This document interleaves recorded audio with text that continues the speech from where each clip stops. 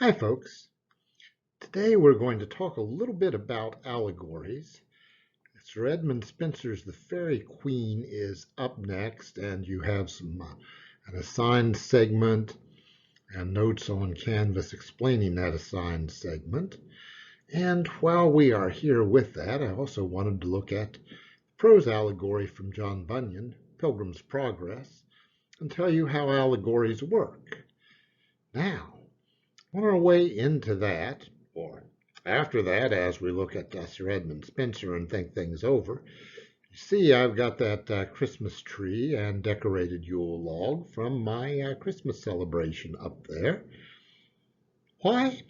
Well, now, if in the 16th century, late 16th century, when Spenser was writing The Faerie Queen, if it were learned that I had that popish and pagan tree and Yule log in my house, someone would promptly break in and kill me.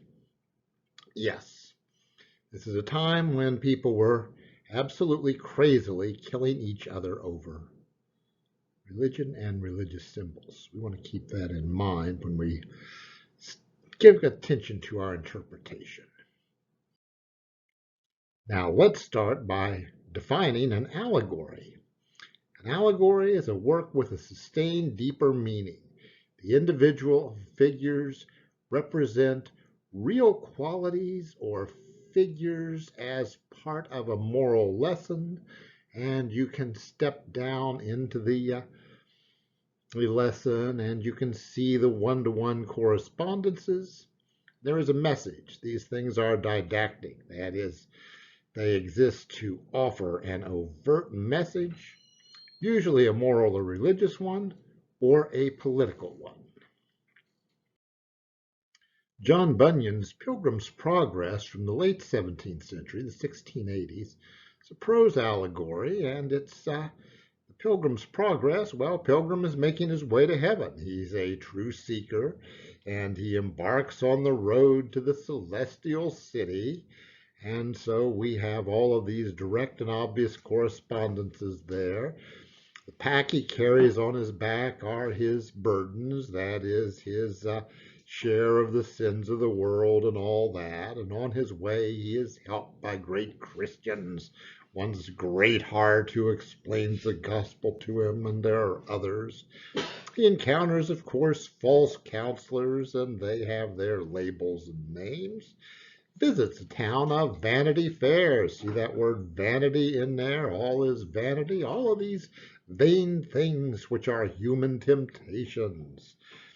He makes his way past the evil giants, Pope and Pagan.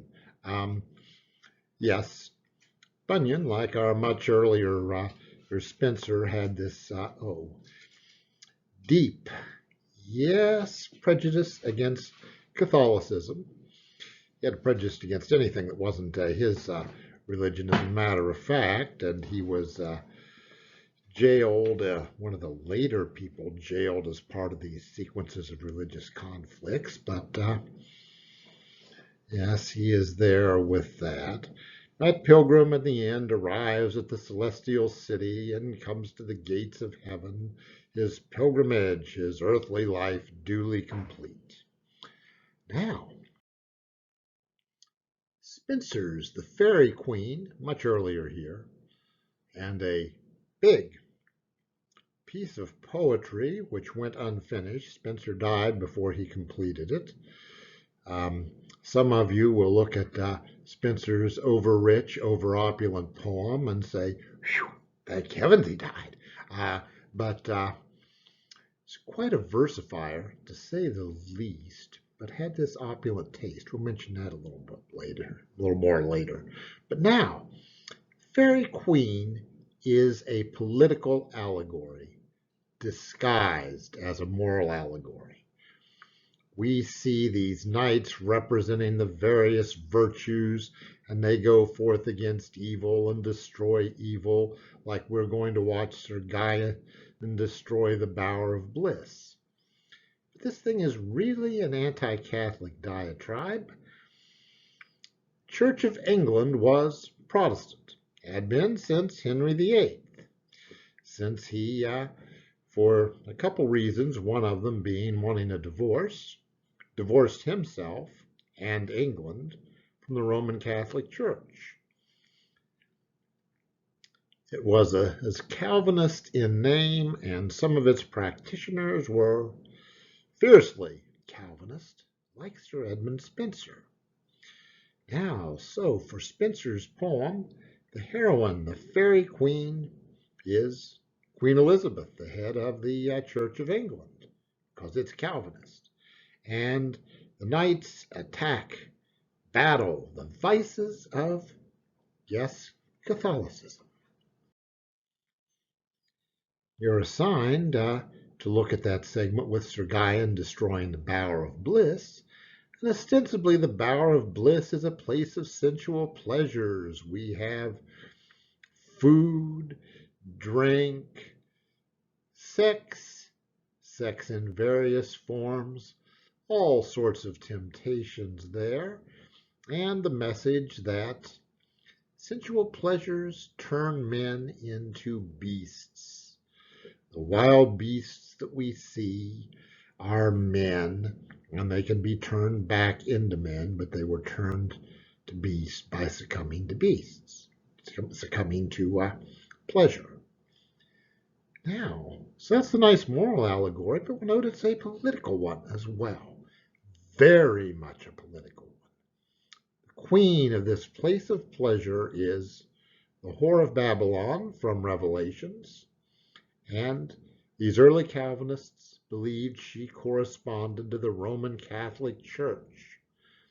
The vices of the Bower of Bliss, particularly the sexual perversity, but all of this, oh, yes, flowery beauty and passion for statues and things like that are the vices of Rome. Renaissance Rome. Think of the Renaissance, the artistic flowering and so forth. Yes, paid for with the tithes collected by the church throughout Europe, and tied to this pattern of vice, or what the Calvinists would see as vice. Some of it I think we would declare vice too. This varies. That is, some of these things were truly vice. Some of these are medieval, whatever, and such as that. Now, I've been pretty general in that summary. You have on Canvas, use it, a breakdown of the assigned and versus the assigned portion of the Faerie Queen. Use the material. Now, so we have that for our general point. Second item I want to mention about Spenser is that over-rich opulence of his verse. Look at all that flowery description. Read one or two of those verses carefully, or you're supposed to read all of it. I found that Spenser tends to tax my students' patience because it is just overflowing with description.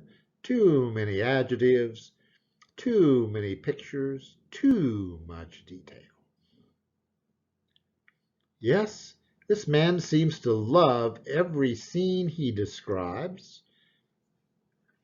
We may ask if he also loves every vice he describes. He seems so passionate about them. But after all of this beautiful description, he, of course, speaks his indignation and has Sir Guyon or Sir Guyon's palmer, that is, religious counselor, destroy said item of vice. A really big one we want to note is that Sir Guyon is offered a cup of wine. This cup, this is the cup of the Eucharist. this Catholic cup of the Eucharist. He dashes it to the ground, spilling the wine, and such as that. As we say, now wait a minute. Our wait a minute is extended, reminds us that this is a political allegory, that it is aimed at the Roman Catholic Church, and the battle between these churches is a political, not a moral value battle. So, folks, from this little lecture, you should get a pair of lessons, and one of them is allegory, how it works, like the bower of bliss being the place of pleasure and such things as that. And then that second allegorical meaning has with its correspondence to the Roman Catholic Church. And you see how the people and events correspond. That is the way allegory works. Second thing you should note, and we're going to care about that as we look at a couple other items from this time period that have some political edge to them. That is, historically, the period from the Protestant Reformation until past the middle of the 17th century was filled, overflowing with religious conflict. Adherents of remarkably dissimilar belief systems appeared intent on killing each other over modest differences in belief and practice, and we will find that reflected in the literary works of the period. We find it here. We will find it in Kip Marlowe, in the tragical history of Dr. Faustus, and possibly in Marlowe's murder as he was murdered. It's a contentious period, folks.